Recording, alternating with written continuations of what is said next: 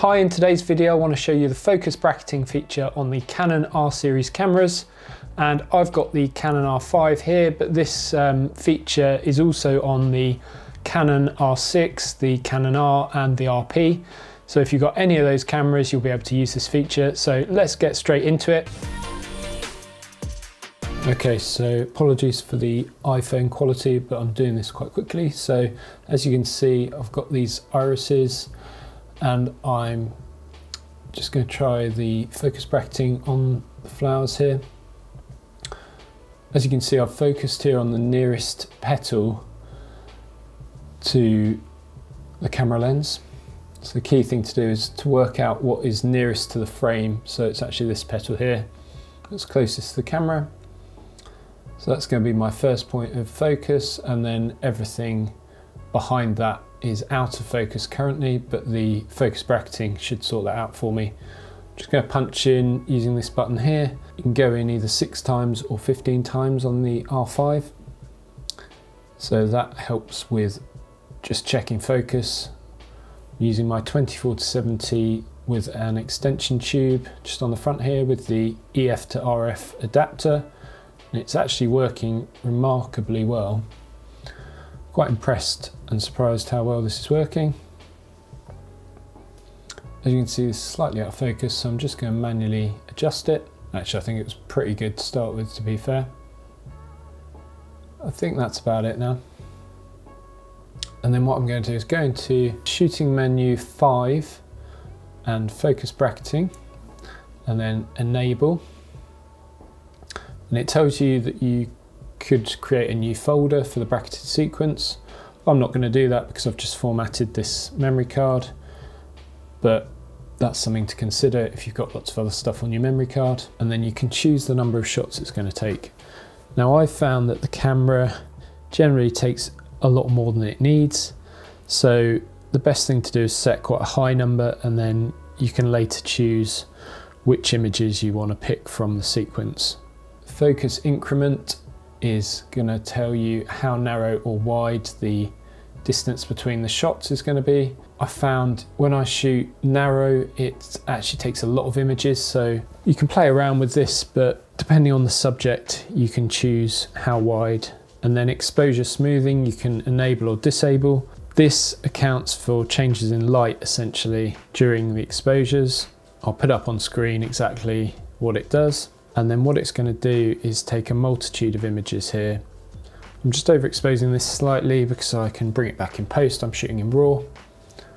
And it is slightly backlit, although there's a fair amount of daylight coming in here. So the other thing to do in your settings is make sure that AF is selected as single shot, 1 point AF, and also that you're in one shot rather than servo. You may also want to set a self timer or a remote for the shutter of either 2 seconds or 10 seconds to avoid any shake. The other thing to do is set a custom white balance to ensure that all the shots are the same white balance, otherwise it may change if you leave it on auto. And then just check focus again. I think we're good to go. So when you press the shutter button, it then just takes a sequence of shots, as you'll see now.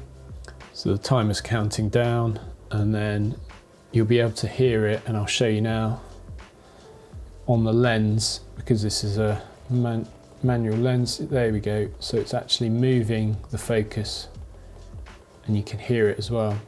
And as you can see, that corresponds with what's happening on screen. So I'll put up on screen how many images it's shot for this sequence, but as you can see, it's quite a few. Okay, so on the computer, you've got 2 options. Well, you've got a number of options, but for me, I've got a couple of options. One is use Canon's own software, which is the Digital Photo Professional 4. And Canon recommend doing this. I have tried this, but it is extremely slow. It does produce a decent result, but takes absolutely ages. So it kind of depends again on what your subject is and how many images you've got.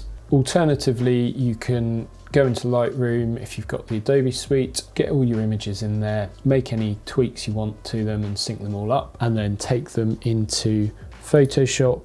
Okay, so we've got our images in Lightroom here. As you can see, I've got a stack here of 70 images.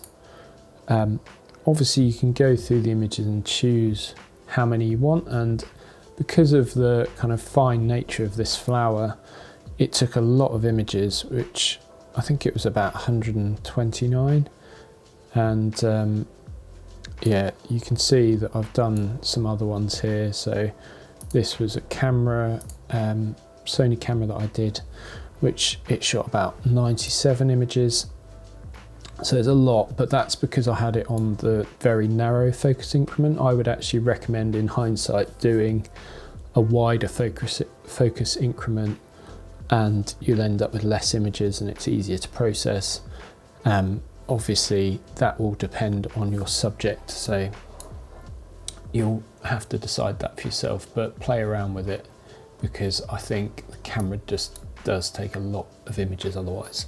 So with this example of the flower, what we've got is, that was the first image there, and it's focused right in on this front petal, and then obviously it goes from there.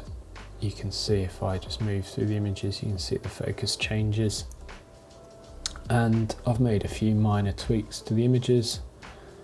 And what you would need to do is, if we right click and then go edit in and open as layers in Photoshop, then it's going to open them as layers. It'll take a while depending on how many images you've got. So depending on your computer speed, this may take a while, so you might want to go and get a cup of tea, or if you're running a fast machine and you haven't got too many images, it's going to be quicker. So just while I'm waiting for this to happen, I'll just say I have done a few tests already, and I've found that in some circumstances, including this one, because I have already tried this, the Photoshop software struggles a little bit with the complexity of certain subjects like this flower. And I think it's generally where there's not enough contrast between the different focus planes between the bracketed shots. So Photoshop actually really struggled with this one in terms of some areas ending up like a little bit weird, and you'll see what I mean in a minute. Okay, so that's all done now, and what you're going to want to do is you might want to select them all. So hold shift and click on the bottom layer, and then you get all of them selected here. And then you want to go to edit and auto align layers if you feel the need to. Alternatively, if you want to skip that step, you can just go to auto blend layers, which is here in the menu. And then what that will do is bring up a box which asks you about stacking, and you've got these options for seamless tone and colors, and then content aware fill transparent areas. So that means it's going to, if it can't work out what to do with it, it's just going to use a content aware fill.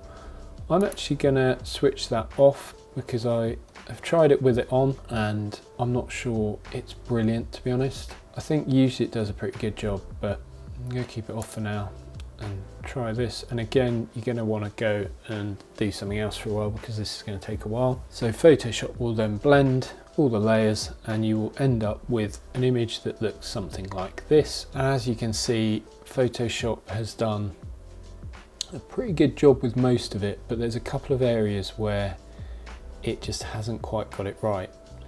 And generally I've found most subjects I've tried it on, it's worked really well, but this flower in particular it struggled with, so it's not foolproof by any means.